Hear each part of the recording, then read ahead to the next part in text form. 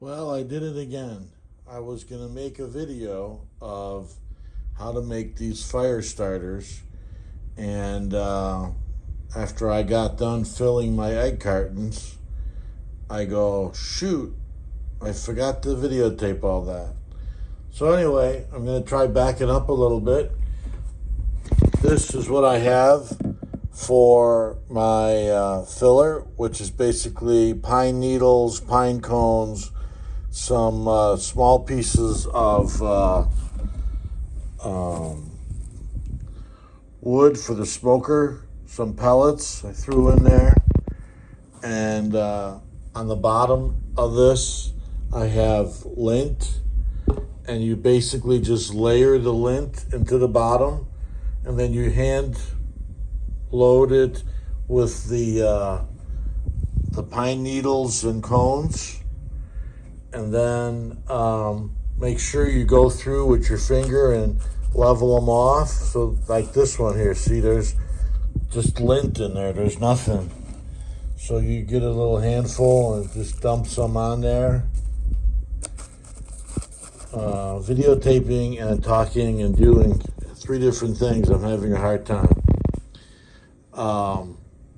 So right now I'm melting the wax, and then you're gonna pour it over the top of this and let it harden. So I've got my wax melted, and basically what you're gonna do this twice. You're gonna pour the wax on, on the stuff you added, and it basically joins it all together. As you can see, I'm real nervous and I'm spilling all over. And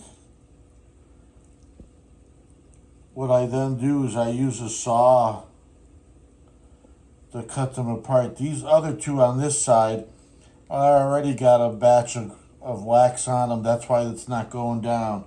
Where this here, you see how it went down. This is a cardboard box with some paper in the bottom to line it so that if I spill, it doesn't come out. If it does come out, it comes off the table real easy. It's not life or death. Okay, you can see where the wax is filling up here and solidifying. It doesn't need to be all solidified. You just shake off whatever isn't, and then use a bandsaw or some sort of hacksaw, and you cut them across this way, and then you cut them this way, and then each one of these becomes a fire starter.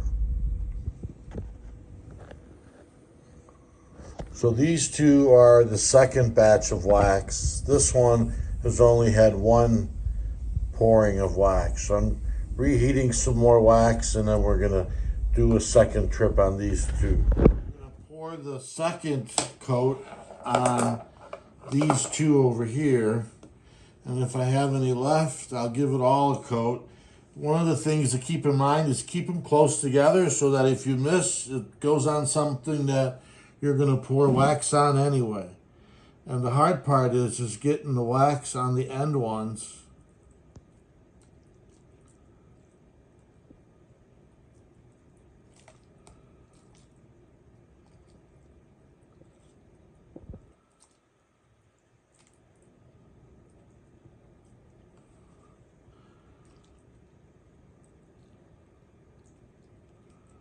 I know you're going, why don't you just buy some fire starters instead of going through this mess? But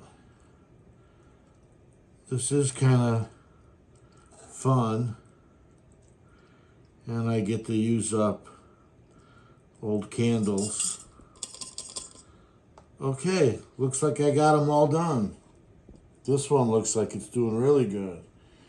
All right, when I cut them apart, I'll let you see what they look like. Maybe even start a fire.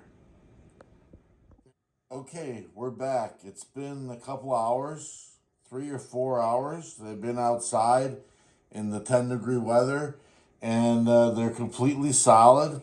I had to break them apart, and so you can see after you break them apart and take them out of the thing, very little falls off.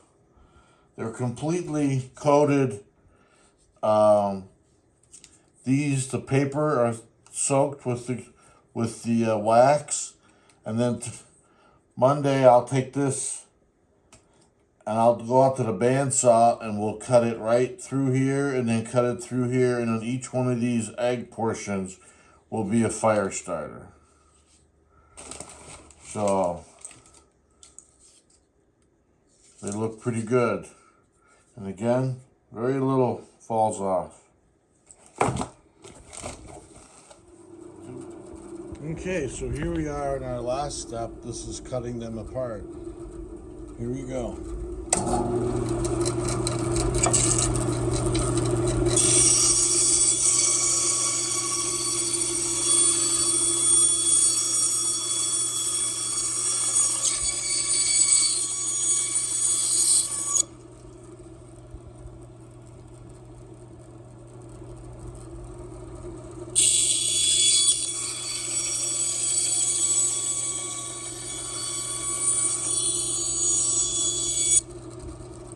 That's it. That's your fire starter. I'm going to cut one in half so you can see what it looks like.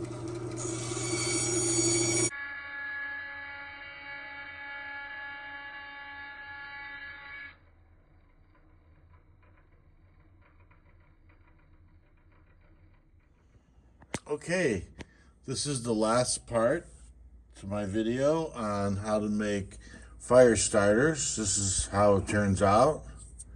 It's basically one egg full of wood chips and pine needles and wax, and then you're gonna put it down right there, and then light it.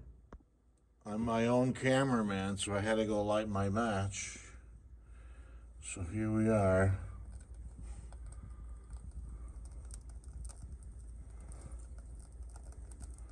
I usually leave it up on top.